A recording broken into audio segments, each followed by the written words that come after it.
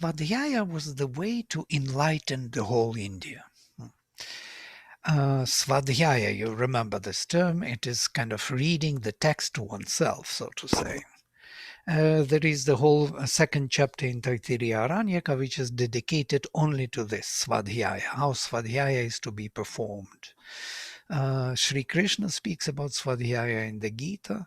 That is Jnana Yajna, he calls it. I am saying Jnana, not Gya, not Gnya. Jnana Yajna. So the Yajna, the sacrifice by knowledge. In Taittiriya, it is called Brahma Yajna. Yeah.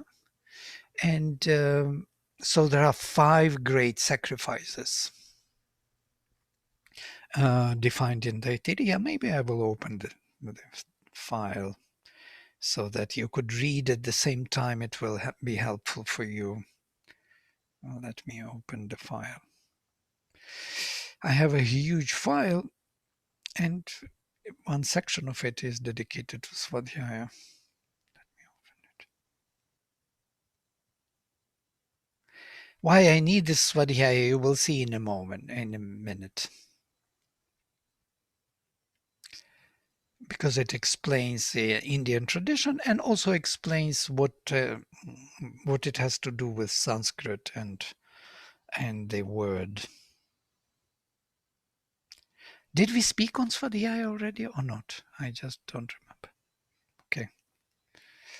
Okay, so if you remember, that's in the Gita, Shreyan Dravyamaya Yajna Jnana Yajnam Parantapa Sarvam Karma Kilam Partha Jnane Parisamapyate.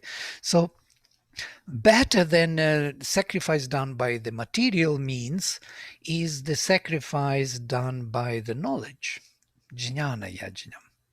Because all Sarvam Karma Akhilam, without remainder, partha, jnane parisamapyate, is ending in knowledge experience. Now, jnana, Sri Aurobindo translates not as knowledge, but as knowledge experience or self-realization. Everything, all the actions end in self-realization. So we are here acting, we think to do something, we have to do, we have to do only one thing, to get the experience. The experience is what we are getting here. And doing, anyhow, Prakriti is doing through us, using us. This is the vision of the Gita. You're doing nothing. You're not a doer. Prakriti is a doer. You are the witness. You are learning from this. You are getting your experience. You become more and more present within the action. You bring the light of the spirit into the action. So what is interesting that Jnana Yajna is put highest as the highest form of the sacrifice. That's what I wanted to say. And there are more verses here. Apichetasi papebhyah sarvebhyah papa kritamah sarvam jnana plavena iva vrijinam samtarishyasi. So you will cross over the vrijinam. Vrijinam is usually the distortion, crookedness of sin.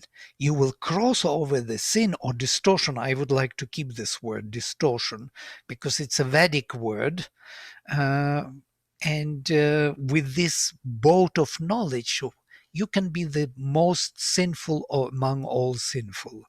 And still you will cross with this boat of Jnana Yajna over the knowledge, over the sin. And here we can mention again Valmiki, because Valmiki was exactly that robber in the woods who was a very sinful one and became totally liberated by the means of knowledge. Because the knowledge is the most pure. Yathai dhansi samidhognir bhasmasat kurute Arjuna jnanagni sarva karmani bhasmasat kurute tatha. You know these verses, they are very famous, those of you who study Gita.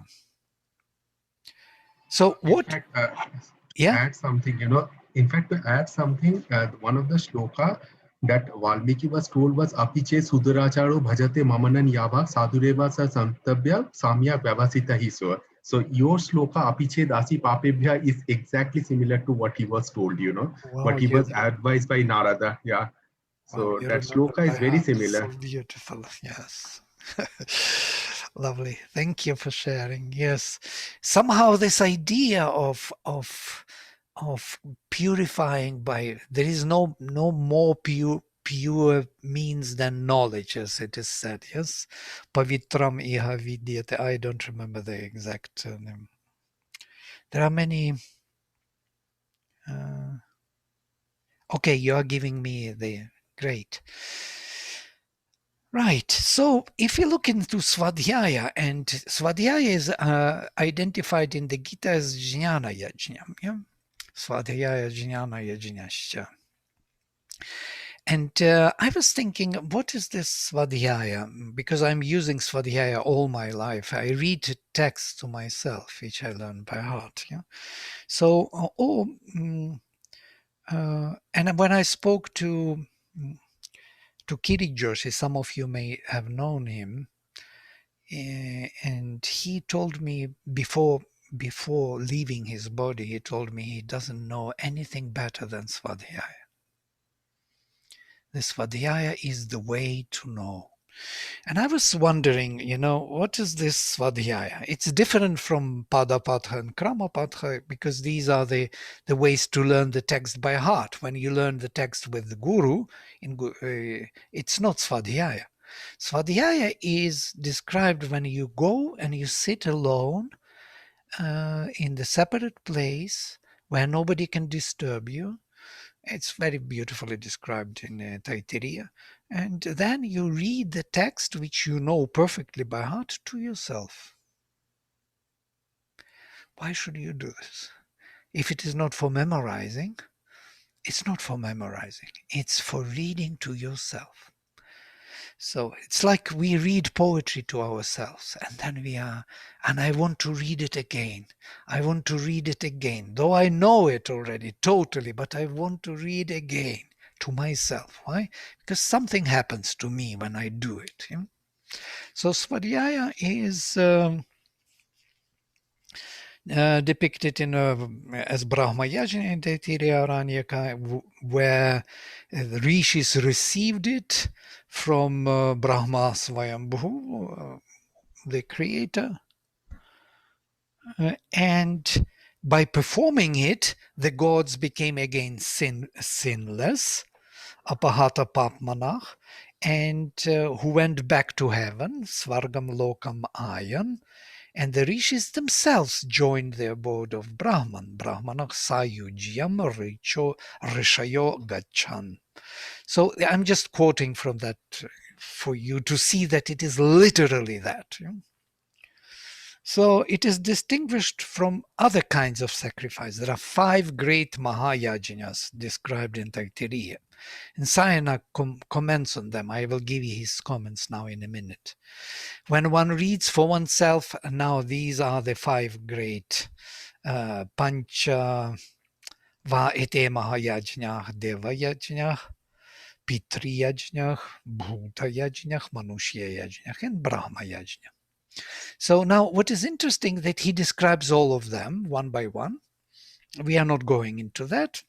But he says when you put one stick into the fire, it is Deva Yajna. When you give them one oblation of the water, that is Pitri Yajna. When you share something with Bhutas, and Bhutas are these spirits of nature, and in India they have this habit, before you eat, you give a little to the side, a little to the Buddhas, that they would be happy.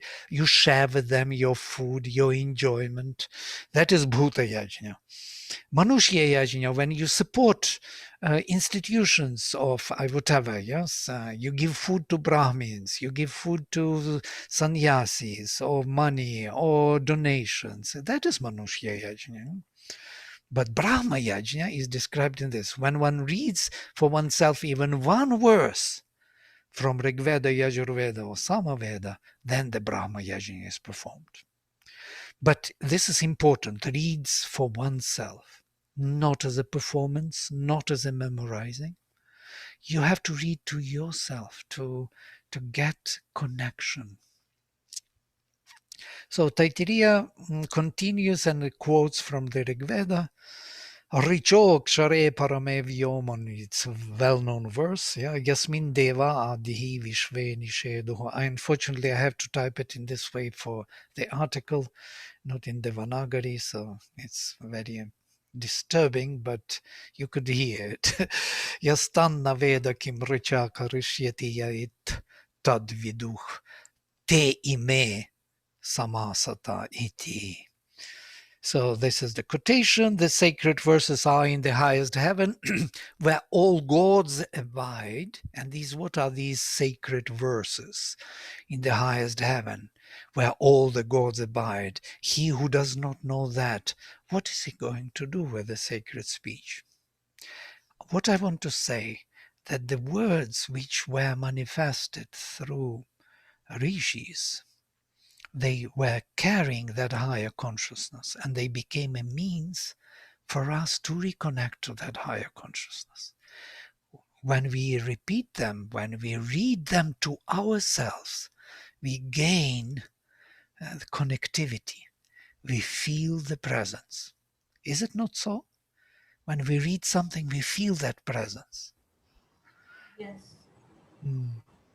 Yes, Anurada. Just a thought. So, for example, I mean, just this whole concept of Swa, Adhyaya, going back to the Sanskrit. So, where Swa is our original Brahma Chetana, it's that consciousness that is really who we are in our essential reality. And we acquire the Vaikhari form, let's say, of even our identity. The Vaikhari is not just of the speech, but we live the Vaikharized form of our identities in who we become from who we were. So when we do this Swadhyaya, which is really the manana part of the thing, uh, Mm-hmm. just repeating those sounds in our system reinforces both ways. So there is the Chetana, the Brahman consciousness that is always trying to express itself, but there are so many blocks in the way. But when we actively choose to participate, it's like the grace from above and the aspiration from below. So we actively participate in literally finding reconnecting to those pathways of consciousness that are the bridges, which are the mantras. Mm-hmm. Our thoughts are normally mundane.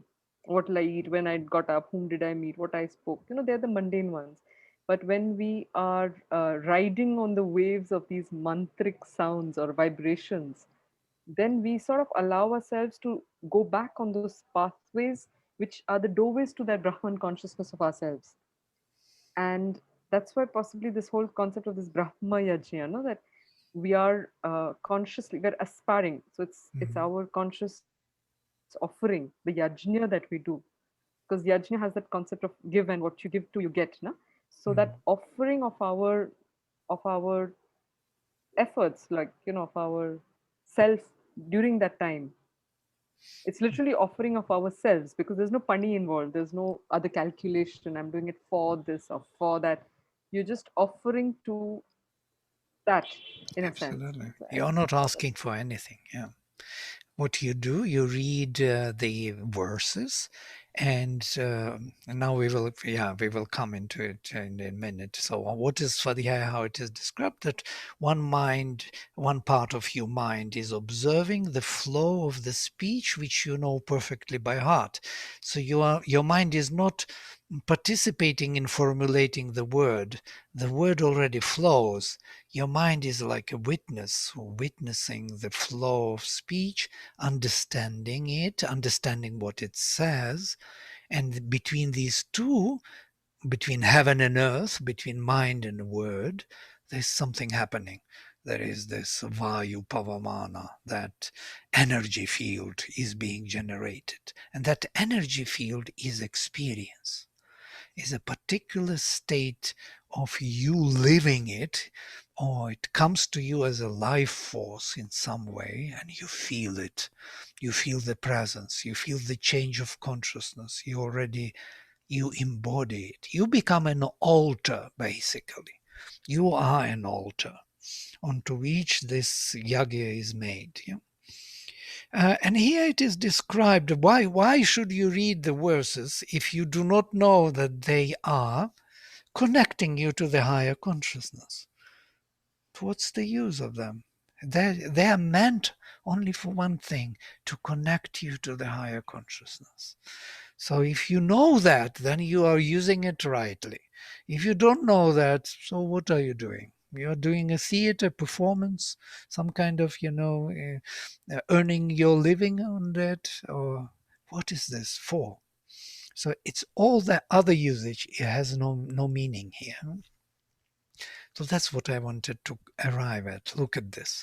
Later the text says, Yavatirvai devataha taha sarvaha vedaviti brahmane vasanti. All the gods that, as they are, live in the Brahman who knows the Vedas. Vedavidi brahmane vasanti. So that's Sayana comments on this. Living man, Brahman, because of him reciting and understanding the Vedic mantras. Pathato arthatascha, notice, from reading and from artha and from meaning, from both. Just one Not thing, how important is it to mentally understand the word? How important is that? Because sometimes if one has a limited meaning sense attached to a word, would it prevent from the word revealing itself further? Just a thought on that.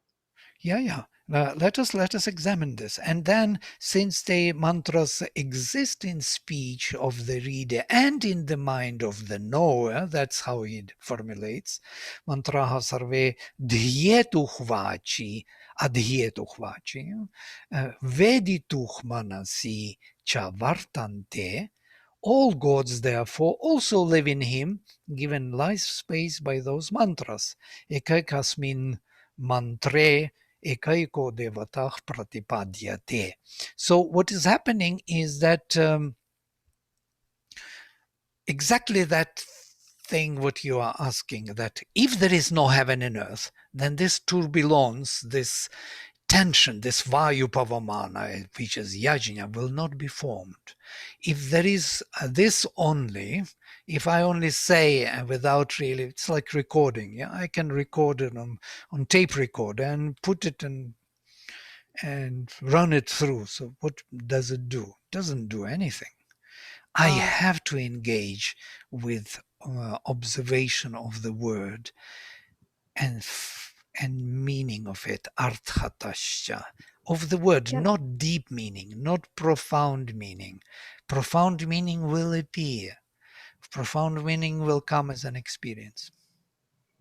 can I just say something? It's like, I mean, and the way I'm understanding it, because the mental consciousness stuff exists. Now, if one is uttering these sounds, they will leave their imprints on this mental consciousness stuff. If that mental consciousness stuff is placid, like it's quiet, it's not disturbed and agitated, if it's quiet, then the impressions that this will create will reveal meaning potentially. I believe there is the knowledge of the language is required. I believe. And what I read, I actually try to prove that. I want to say that the sacrifice does not take place if you do not know what you say. You may know the text, but you don't know what it means, and that means that you don't get there. There is something which is making an impression and presence, and I will tell you now in a second that Mother speaks about this, that certain formulations, certain mantras, they lived in the consciousness of millennia, and they've made their own formation, and they have their own power. And if you pronounce them even without knowing what they means, they kind of connect you to that formation and you feel the presence. But that is not Swadhyaya what I try to bring. Sorry, is that the same as what Santoshji was asking last time about the bija mantras? Right, because when we articulate, that articulation is subconsciously involving us in a particular psychological state, but it requires mental participation also for the sacrifice to be performed. I believe so, still believe Can so. In I? fact, I you mean, know there was what? Yeah, yeah. Please continue, ma'am. no. Over to you. Over to you. Over to you. Over to you. Oh, no, I was saying, in continuation to what you said, exactly, most of the mantras, that comes under the tantra, they actually carries no meaning or significance. They do try to derive something out of it, but actually some of the words in the tantric mantra does not have any meaning. They say that, uttering that actually creates the reverberation of the vibration that actually helps you to elevate and achieve the state of consciousness. So there is a beautiful story, where Bama Khapa, one of the saint of Bengal, So trust me, he was uttering the name of the god in a different form. And actually, God came and corrected him thrice that, you are uttering the name in a form which is not right. And Bama Kappa politely told mother that, if this wrong word can bring you 3 times in front of me, then let it be wrong only. Why to correct it? Because on uttering that wrong word, you help me with your darshan, with your divine presence, not once but thrice. So let it be. So it's like, it actually says, in a way, it convinces the reader, or whosoever is reading the text, that sometimes the mantra does the magic even if the person does not know how it works. So it's like, my personal interpretation. So come and correct me again. Come as many times to correct me. I want to be wrong all the time if you come. That's No, great. there was the other episode. I mean, in the Sri Aurobindonian circle of Madhusudan, Professor Madhusudan Reddy, who was once there was this farmer who came to him with a book of Sri Aurobindo's Life Divine, and he wanted to meet him. But Madhusudan Reddy, being the vice chancellor of that, he was an important person. He didn't give him that kind of time. He waited for a whole day practically, and finally he said, "Okay." Since he was so persistent, he says, "Okay, let him in." So then he put that book in front. He says, "What does this book speak about?" So he says that, "Why would you be interested?" So he says, "I don't know, but every time I open this book, I see a blue light on it." So I mean, just another kind of thing on, Yeah, like, there well, are different levels of vibrations. If the bhakti is very strong, and I don't know, I'm just yeah. This, this incident is actually mentioned in the Life Divine of Rishi Aurobindo. If you have read, this incident is actually mentioned that if you are too attached to Rishi Aurobindo, you will see that blue light, whenever you are reading him or when you are living with him. It reminds me of an anecdote with Madhusudan Reddy. You remember in the ashram when mother says, mother, in 56 or something, when there was this supramental descent, 42, 43, sometime like that. it was for Oh no, 50, 56, 56, 56. Yes, yes, 56. yes, yes, 56. Yeah. And she came and all the ashramites are sitting there, and she asks, supramental light is coming down. Who is ready? And nobody is saying anything. Only one, Madhusudan ready. He was ready. It's an anecdote. It's because he was ready. I am ready. His name was Reddy. Funny. Anyhow, Can, can I ask a question? yes, please go ahead. You mentioned about Sri Aurobindo and Supermind in the discussion. So here, the Parame Vyoman can be related to the Sri Aurobindo's planes of consciousness. How do we relate it to the intuitive mind or the overmind, etc.? Well, this is such a philosophical question, yes. Yeah, I mean, if it's irrelevant for the Sanskrit class, then let it be. I mean, it's all No, right. it's a huge question. Parame Vyomon. There are different words, different Sanskrit terms. By the way, we have to come to the Veda to see what these words really mean. Yes, there is Svar world, there is Svarga later, there is Diauch, there are Tisro Diavach, 3 heavens, there are Trini Rochanani, Trini Rochana, 3 luminous realms of Svar. So there are Trini Rajansi, three flaming worlds of the vital realm of the Antariksha. So this is a big, profound. What is Vyoman? Vyoman is actually a kind of a gap, or the entry into the higher realms of consciousness. And usually, when in the Veda they speak about Dyauh, or heaven, it can be Dyauh as a father heaven. So when we look up, everything which is up is heaven. Yeah? So heaven behind heaven, so Rochanani behind Tisro Dyavach, behind Rochanani there are three greater realms of supermind, Leti Vijnana Maya Purusha, and beyond there is a triple Satchitananda or Satchitapasananda, and beyond there is Purushottama, beyond the Sat. So you have the whole beyond, and beyond. But when you look up, you see heaven. So heaven, in general, this term means that indication up, upward. Yeah. So Vyoman may mean actually very general view upward. Yeah. So it depends on the text. It depends in which context it is used. It's not a general term. It's not a mentalization or conceptualization of terms, though they are very precise, by the way, Right. the usage of the Veda. Right. So that's why I said it's very philosophical to look into it, because one has to explain more than to say what Vyoman is, that it is the heaven. And there are other levels of heaven. Well, I'm not going into it now. Yeah. Thank you. So with Swadhyaya, what I wanted to say, that the sacrifice is done by these two.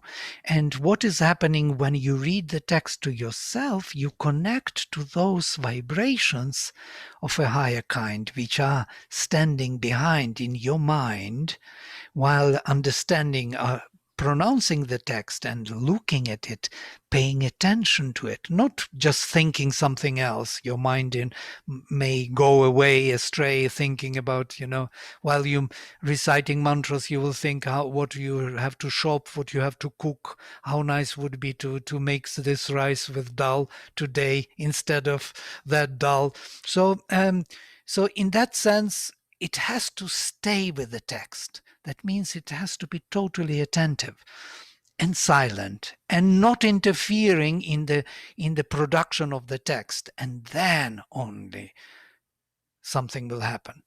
I practiced this for many years with texts such as Upanishads. When I read Upanishads to myself, any of these, I get into this strange state of consciousness. I just have to view the flow of the words, and even meanings appear because they are already automatically with the words. You don't need to translate it to yourself, so to say. Then you get into this. Just try yourself. Sit silently in the morning and read to yourself something you know perfectly by heart with this viewing the text, and it will create another and another dimension. Every time a new understanding, or every time a fresh understanding, because this is the consciousness which is actual and fresh and true, always true in this moment of time. It's not the text which is always true in the same way. It is always true in a different way because we are in time and space. Every new position, every new context, our planet is moving around the sun moves around the galaxy is expanding in the universe. We are never in the same space and time, never. So it's always fresh. So imagine you pronounce this text and it is showing you a new meaning, because it is connected to the higher consciousness which generates these meanings. And the text is the means to connect and nothing else. It's the means to reconnect yourself with the truth. That's why the Rig Veda was so important. And so thousands of people dedicated all their generations, thousands of generations of Brahmins dedicated their life to just preserve the text. It's not just the text. It is the means to connect to the higher consciousness through Swadhyaya. That's why so important, Swadhyaya. Yeah. We don't have other way to know the truth.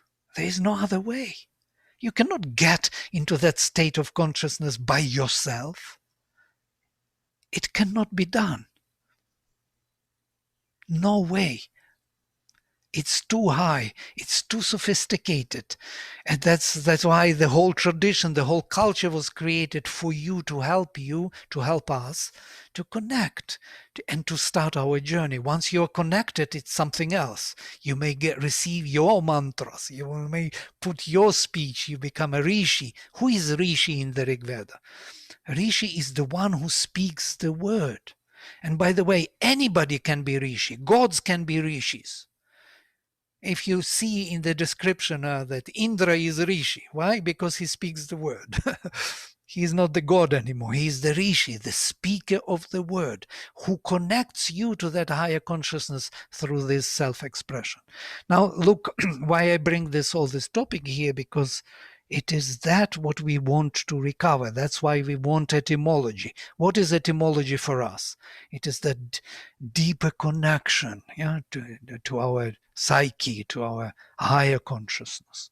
And we have to view it through this approach, not just as some kind of, sound has some meaning. No, it's not some meaning. It's a deeper connector to ourselves, actually. That's our higher consciousness, which is there behind us, which we must bring forward. Okay, that is a kind of the conclusive element of. I wanted to go to the sounds, but next time we will go to the roots. Just one. Could you please change the timing to 6 o'clock? We thought last time we'll do it from 6 to 7:15. Okay, So what does it mean? Earlier or later? We had thought of earlier, half an hour earlier. So earlier for 1 hour or half an hour? No, half an hour. Okay, sure. Because you have a class soon after. So last time we had discussed it, and we said that since you have a class and invariably we delay you, so if you can start maybe at 6 o'clock, then we can go on till 7:15. So you get a break, and then you can go. Super. We will do this next time. Yeah, if you can connect, change your. And Shubham Janmadinam to you for today. Shubham. Thank you. Modesya Janmadinam asti adya. Yeah. Yes. Today my birthday. 60 years old I am today. Can you imagine? Shashtyaptapurti. Very old guy. You have to listen to me. I'm a old guy. Joking. There are older guys in the group. Om Namo Namaha. My pranam to our culture teaches us to listen to our elders. Yes, culture, yes. You have to respect the elders. Great. Okay, so all the best. See you next time. Dhanyavad. The people have given their email addresses, so you can use that also. Thank you. Yeah, bye.